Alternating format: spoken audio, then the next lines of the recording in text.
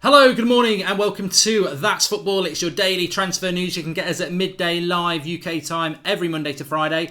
How are we all feeling this morning? Some people are feeling very happy England are out. Some people will be feeling very sad that England are out. I'll talk about them in a few minutes, but let's start off with the headline, which is Ronaldo's move to Juventus could well boost or be a big boost to somebody trying to sign Anthony Martial. I'm a Manchester United fan, as people may well know, and I'm sure some of you are as well. And my stance on Anthony Martial is that he's my favourite player at United. He gets me off my seat. He's one of the few players who does that. He makes me excited. But I think at the moment, I think he will leave. His agent came out and said that he's not happy. I think for him to stay, he's got to sign a new contract. I think for that, Mourinho's got to promise him more than he did last season. And I just get the feeling that Mourinho doesn't want to do that. So I think Martial will leave Manchester United as things stand at the moment. Now, this report is that Juventus were always the team that looked like they would get Martial. They've gone and got Ronaldo. And they clearly had the money to get Martial, didn't they? If they've got 100 million for Ronaldo. So he isn't going to be going to Juventus anymore, wouldn't have thought. And this is a boost to Spurs, who've always been linked to him all summer. And I'm no doubt that Spurs would love Anthony Martial because they do lack a bit of width. Now, Spurs have been boosted by this signing of Ronaldo to Juventus because they feel it gives them a clearer path at unhappy Martial, and they've also got Toby Alderweireld that they can offer up to Manchester United, who United have apparently been linked to as well. So, could there be a swap deal involving Alderweireld and Martial? I think there would be a meltdown amongst Manchester United fans if that happened, but that wouldn't stop Mourinho or United going ahead and doing it. There was a meltdown when Fellaini stayed, and everything's still intact, and people are still excited about the new season for United. So, it could happen. I think there'd need to be a little bit of money involved as well from Spurs' end, but Martial to Spurs, keep your eye out and let's see what happens with it, because I certainly think that as things stand at the moment, it could be an issue. Smooth Gaming, there is absolutely no way Pogba's going to Juventus. They won't have the money for that at all. Now, Kato Ellis says thoughts on Jean-Michel Seri signing for Fulham. We mentioned this yesterday. What a signing this is for Fulham. It's been officially confirmed. I'm not too sure what the fee is. I'll check that out for you in a moment. But Jean-Michel Seri was being linked to United, Chelsea, Arsenal. Some really big clubs. Plays for Nice. Very, very good player. Ivorian Coast. Early, I think he's mid-20s now. But I think he'll do really well in the Premier League. They've got Ryan Sessegnon as well. It's a really good signing for Fulham. It's quite a surprising signing for Fulham, but a very good signing all the same. And they could be a team that comes into the Premier League and does really well next season. So really good bit of business for them, and something that they should be really pleased of. I think he's a great signing. Now, Jorginho was always going to Man City. He might be going to Chelsea now with Sarri, their former Napoli manager. However, Manchester Evening News are reporting that City are still confident they can get that deal over the line. He looked absolutely nailed on. So we're going to Manchester City, so it'd be very interesting if that doesn't happen. West Ham doing loads and loads of business, looking like they're going to get Felipe Anderson and Jordan Lukaku from Lazio, two fantastic signings to go ahead with people like Jack Wilshere, Yarmolenko that they bought yesterday from Dortmund. So a new manager at West Ham and a promising look at signs there. I think Arnautovic will definitely stay there now as well. Chelsea believe that bringing in former Napoli boss Sarri will keep both Hazard and Courtois and Willian at the club. That's been reported by The Sun.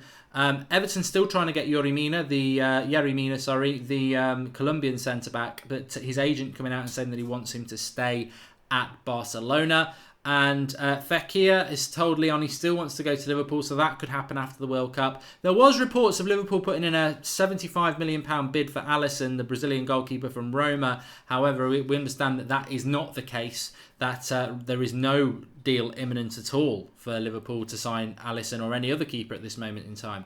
And they also interesting here that the Sun are reporting that Liverpool face a little bit of a battle to keep hold of a highly rated England international youth player Ryan Brewster, who's 18, with the striker attracting interest from PSG and Juventus as he stalls over a new deal at Anfield. That would be very interesting if he was to move off there. Remember, Jordan Sancho did it. He left Man City and went to Dortmund. So could another English youth star head off abroad? Be interesting to see that. I don't think so. I think Liverpool will be able to keep the hold of that one.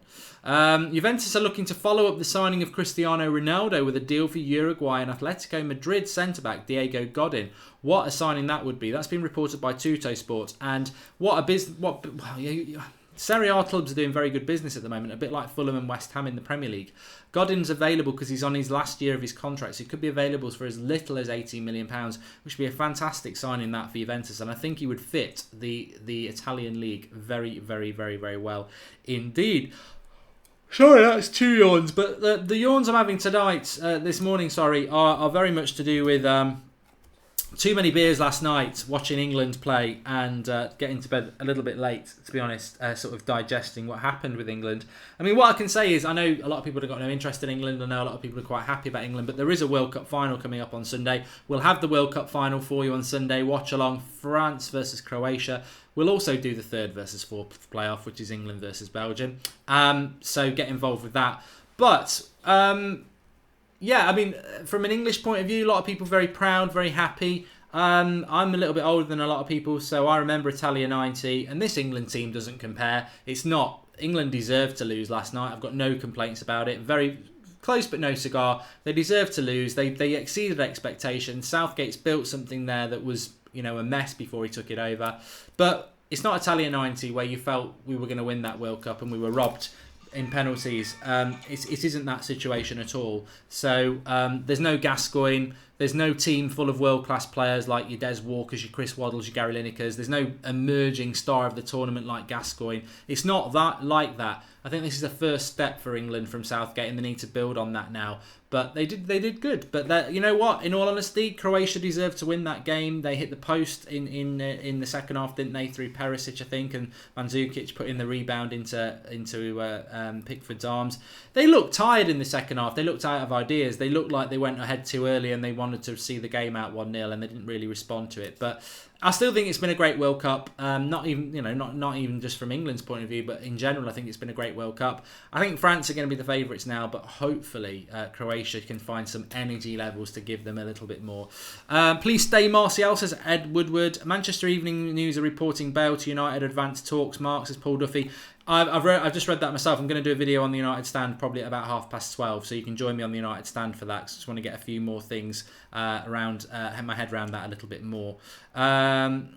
Oasis Times says their head went last night. Passing was woeful at times. Yeah, that was a disappointing thing from England as well, is that we've seen them in this system pass the ball so confidently from the back to the front, and they just couldn't do it yesterday. It was really weird. Maybe the occasion got to them. Christopher White said, is AC Milan or Inter Milan making any transfers? Inter Milan have made a few. AC Milan have got a problem with financial fair play. Inter Milan took the free on a free from Lazio. They're looking at Malcolm, so there is some good signings going on. Scoring first was bad for England, says Phil Foster. Final should be interesting, says Chrisia Prince. Hopefully it will be interesting. I think Croatia just need to get their energy levels up. Well, what an opportunity. I mean, the bottom line is Croatia's population is 6 million. England's population is 60-something million. So it just shows you the size of the job that Croatia have done. Instead of Alderweireld, Manchester United should swap Son for Martial. Don't think we'll be allowed to do that. And can see Rebic being linked with clubs in England after last night, says Douglas James Horn. He's a good player. In the World Cup, he's done very, very well. And I think he can adapt to the Premier League. But my only thing with Rebic, as I said this morning on the United Stand Transfer Show, is that be away from the World Cup, he's not really set the world on fire. No news on Alexander at the moment, Casey. And I hope Perisic comes to the Premier League, says Douglas as well.